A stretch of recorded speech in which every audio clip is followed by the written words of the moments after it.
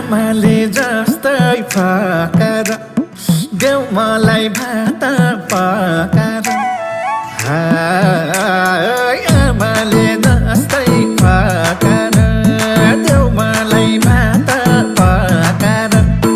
किन लजाकी रहेछौ मायालु साह्रै मजाकी